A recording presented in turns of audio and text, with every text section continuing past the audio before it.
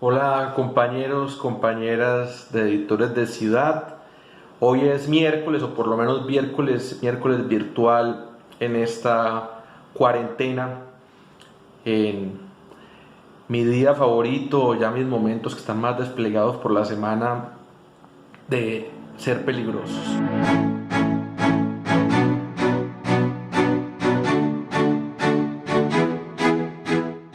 Bueno, personas peligrosas y casi peligrosas.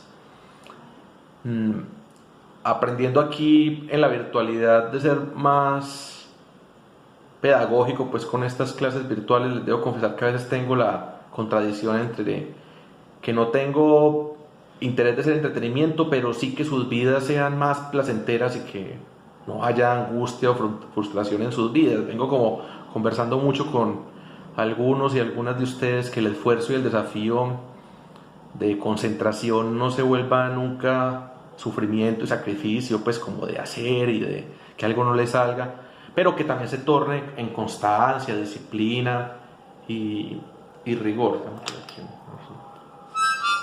Lo que quiero que aprendamos a hacer es que durante el rato de ser peligrosos, 2 a 4, saquemos un papel y un lápiz o un carbón y un periódico viejo y podamos hacer un dibujo, poner un número y ponerlo durante la clase en una imagen o foto.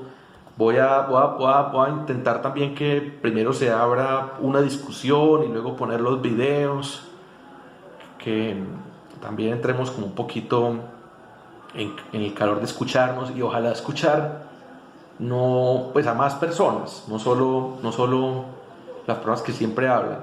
Eh, Empecemos hoy entonces a revisar, vamos a empezar también a hablar como de actividad, que es durante la clase. El reto sí es para que lo vayan haciendo en equipos por fuera de la clase, pero vamos a empezar también a hablar de actividad, y recordarles pues que todas las respuestas o preguntas en Meet, en audio de WhatsApp o en mi chat, se pueden hacer.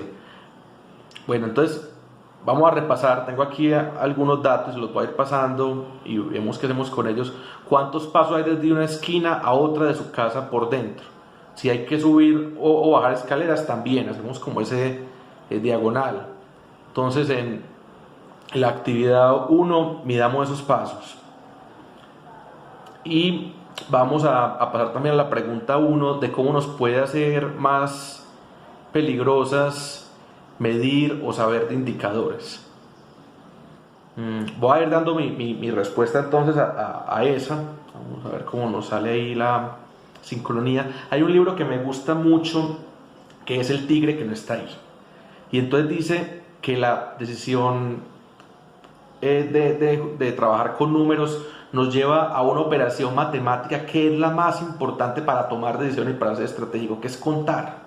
Ni siquiera es sumar y restar, es contar. Yo les confieso que yo soy malo para dividir. Si se me salen las operaciones matemáticas, pues pucha, aunque luego me volví bueno en estadística, pero entonces contar se vuelve muy importante. Y esto esto pues tiene que ver mucho con también lo que dice este libro del tigre que no está ahí, es no enredarse con números muy difícil y poner los números en escala humana. Poner los números en escala humana es que le diga algo a las personas, o sea, que lo puedan comparar con algo, que pase por la experiencia propia, que pase por los intereses, por la toma de decisiones, también de esa persona de a pie. Algunos querrán hacer periodismo solamente para banqueros o para grandes gobernantes, pero nosotros nos interesa también el periodismo para todo el mundo, para la mayoría de la gente. Y, y esto pues tiene que ver mucho con los datos para combatir el poder que hace Juan José. Y entonces vamos a la pregunta 2. ¿Cuántas horas llevan sin oler a la persona que más extraña? Lo del olor no siempre está relacionado con el deseo, sino con el gusto, con el cariño, muchos tipos de cariño. Me gustaba mucho cómo olía la casa de mi abuela. Eso me pone en sintonía con una película que se llama La Gran Belleza, o la ropa del papá. El olor muchas veces son las memorias del cariño. ¿Cuántas horas? A veces le toca a uno multiplicar, ¿cierto? 24 por, hagan ahí la multiplicación en el celular. Bueno, y la actividad 2 de hoy, que la hagamos durante la clase, ¿qué les gustaría contar que se pueda ver desde su ventana?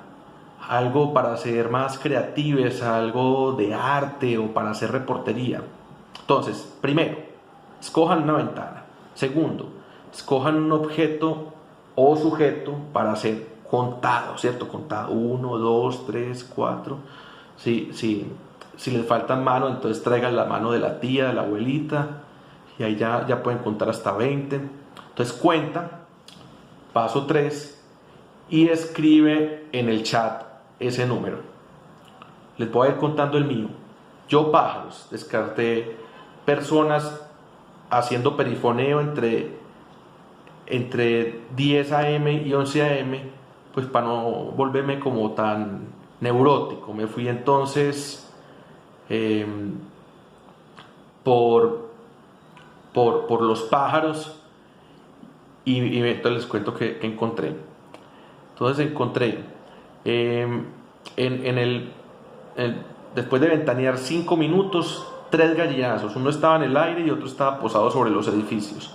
Un sirirí, acuérdense que el sirirí es amarillito y casca águilas y gavilanes y halcones. Una golondrina traviesa como disparada y 3 tórtolas que se cagan en todo. Pues también podemos entonces ver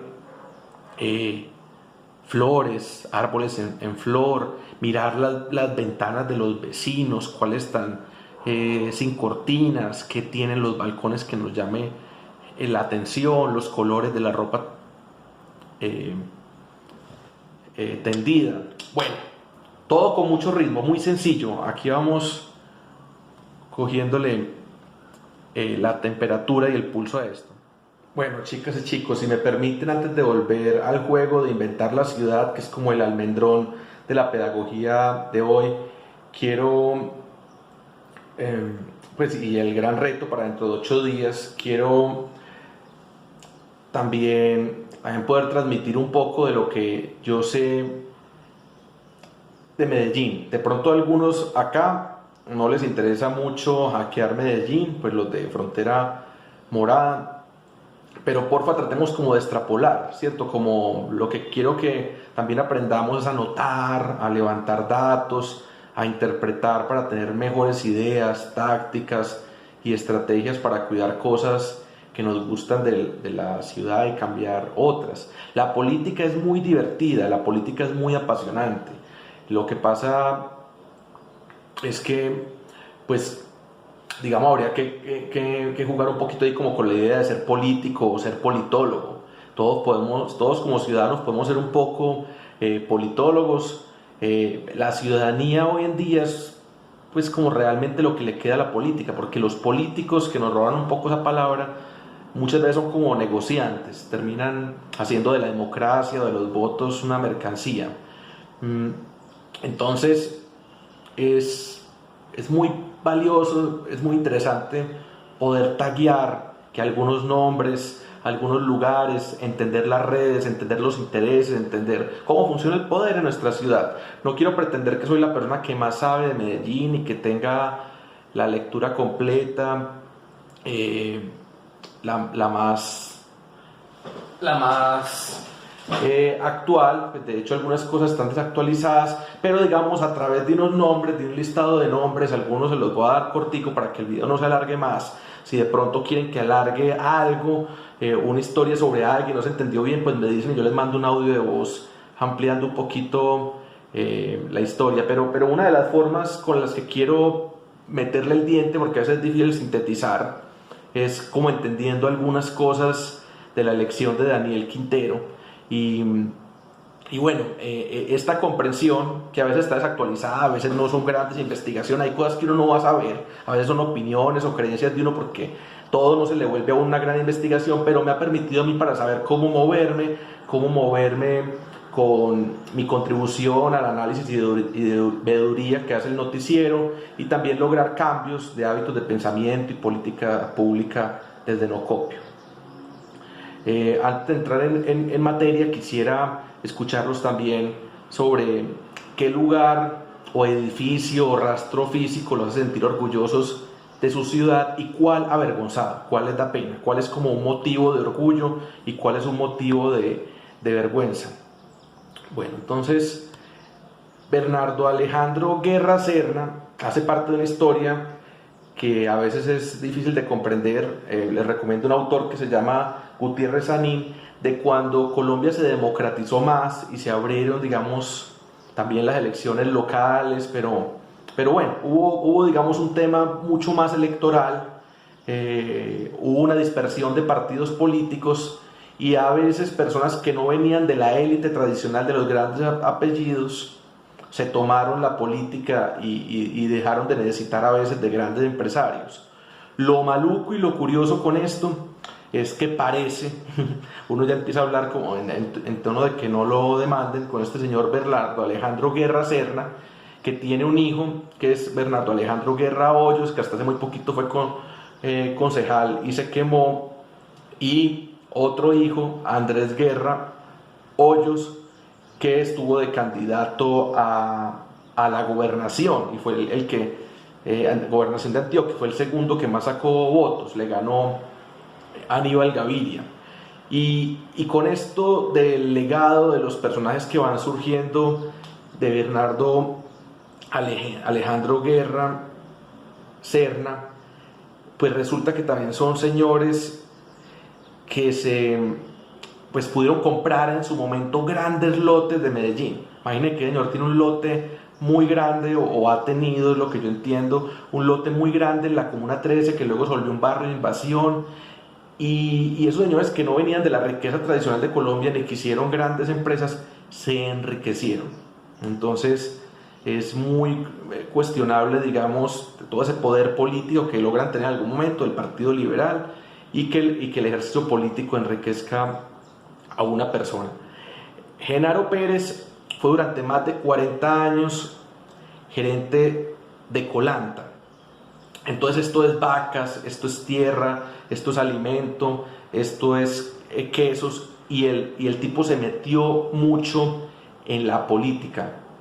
Argemiro Salazar era uno de los dueños en Medellín del Chance, entonces eso viene en la historia de Ghana, y muy maluco porque este señor terminó asesinado y tiene que ver, digamos, mucho con negocios por lo menos de moteles, y a veces dicen que de prostitución, pero el hijo de Argemiro Salazar, con una empresa de bienes raíces, Juan Pablo Salazar, se ha dedicado a comprar muchísimas propiedades y a tomarse como el centro de Medellín. Entonces hay que pensar qué pasa con esas segundas generaciones y con esos poderes que, por lo menos en la historia, en la habladuría popular, se mueven como entre unas zonas grises de lo informal, de lo formal, de unos límites con lo ilegal.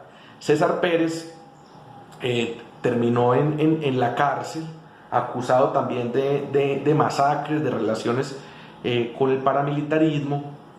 Otro gran cacique político, y este se metió mucho con el mundo de las universidades, y entonces las universidades terminan dando mucho poder electoral. Vamos abusando ahí como el análisis de preguntar ¿por qué? ¿Qué montón de Pérez? Pues yo no he encontrado realmente la relación. Luis Pérez es el anterior gobernador de Antioquia, Aníbal Gaviria es el actual, y el papá de Aníbal Gaviria, Guillermo Gaviria, había tenido un hermano muy interesante con un discurso de no violencia, Aníbal Gaviria, que tristemente fue asesinado tras un secuestro de la guerrilla. Pero el papá de Aníbal Gaviria tiene un perfil muy parecido al primer señor que les nombré, que es Bernardo Alejandro Guerra. Bueno, llegamos a Álvaro Uribe, el poder que tiene Álvaro Uribe en Medellín, y quisiera darles ahí como un dato en mi lista como de poderes, y ir entendiendo ese entramado. Voy a tratar de correr para mostrar un poco la conclusión, con quién sí cuadró y con quién para que no cuadró Daniel Quintero, con quién se alió para llegar a la alcaldía de Medellín, porque Álvaro Uribe tiene un hermano que es Santiago Uribe, que ha estado muy emproblemado pues con temas judiciales, pues sí le dieron pues como medida de encarcelamiento preventiva. Bueno, personas así como Luis Alfredo Ramos, que también fue gobernador de Antioquia y fue el papá de la segunda votación, o sea, del Centro Democrático también. El Centro Democrático sacó la segunda votación a la alcaldía de Medellín y la segunda votación a la gobernación de Antioquia. Es interesante ver que no llegó el Centro Democrático a la gobernación de Antioquia en la alcaldía de Medellín. Y el hermano de Álvaro Uribe se llama Santiago Uribe y tenía mucha influencia, o era un señor caballista que tenía mucha influencia en una cosa que esas de sillas, que tiene que ver mucho con la fiesta de las flores, es el que organiza las cabalgatas. Y ahí en las de sillas empezó como a avanzar en su carrera política, en su poder de influencia política, un señor que era la mano derecha de Federico Gutiérrez, que es Santiago Gómez. Bueno, y aquí empezamos a mirar también unas transiciones interesantes, pues estamos viendo también como lo que pasa con los delfines y lo que pasa con señores que formalmente no son políticos, no son candidatos, pero tienen un gran poder político y empiezan a heredar o a mandar a la siguiente generación. Néstor Incapié fue el rector de la Universidad de Medellín por mucho tiempo y se volvió un bastión del Partido Liberal. Y tenía a su esposa, Aura Marleni, también mucho tiempo en el consejo. Entonces es interesante también cogerle el pulso a la ciudad. A gente como nosotros no nos interesa mucho el consejo, no lo vemos como muy útil, pero estamos viendo cómo se mueven los votos en la ciudad, cómo va cambiando eso. Entonces se quemó Bernardo Alejandro Hoyos, el hijo de Bernardo Alejandro Serna, y se quemó la esposa de Néstor Incapié en el Consejo Municipal de Medellín, y esto coincide o va mostrando, digamos, una pérdida de poder político en cuanto a que también Néstor es sacado de la Universidad Medellín.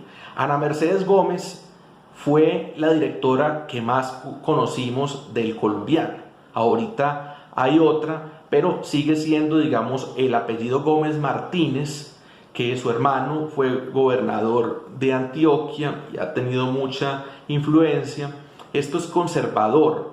De esta misma casa de los Gómez Martínez, creo que el hijo, David Mora, mentira, no, hijo no, sobrino, David Mora Martínez fue director del INDER en la alcaldía de Aníbal Gaviria. Entonces ustedes pueden ir haciendo ahí como las rayitas. No quiero que se me acabe el tiempo mucho.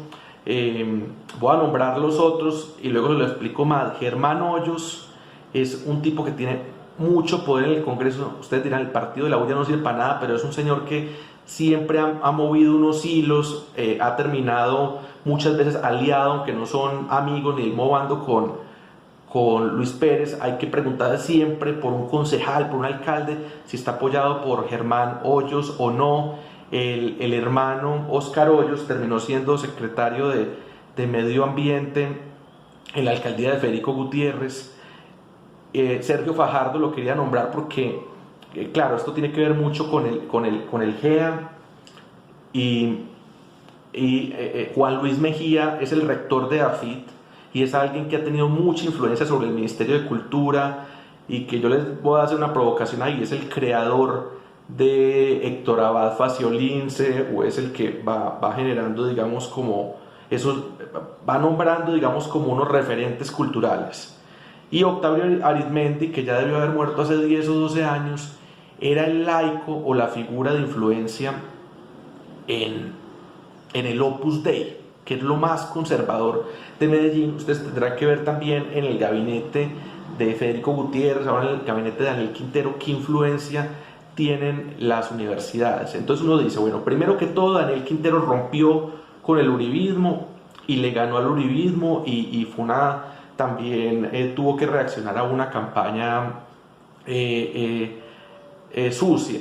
Finalmente, digamos, como que la fuerza o el sector de Fajardo no terminó como de aglutinar nada. Tampoco podemos decir que fue aliado, pero entonces es interesante uno ver dónde están esos poderes liberales tradicionales de Medellín, porque parece que que Daniel Quintero a la larga viene de ahí y esto se va viendo reflejado en el gabinete. Hay como una clave, pues que no es poder de Medellín, pero que va, digamos, ordenando la cercanía, la forma, felizmente, en que pueda trabajar el alcalde con el gobernador,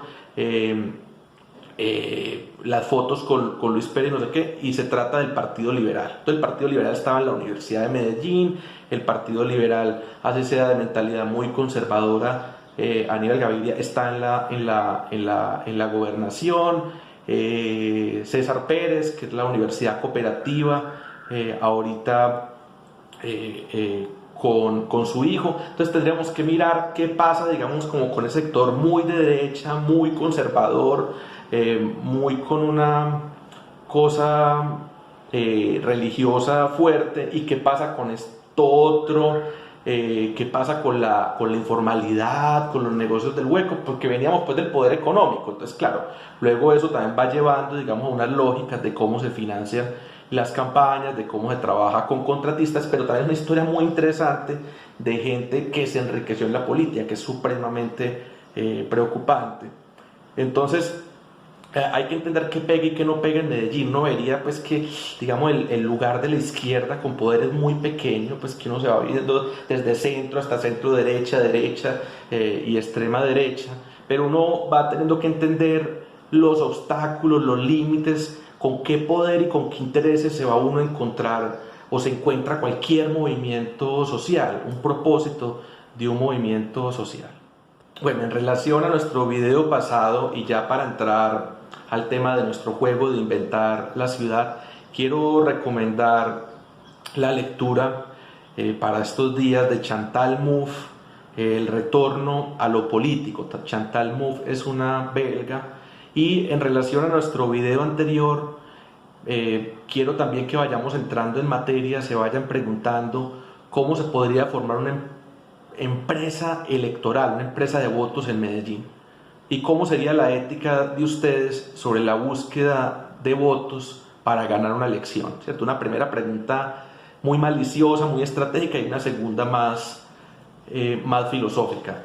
Todos sabemos que la democracia es algo así como que todos podemos votar y que una minoría no se imponga sobre la mayoría.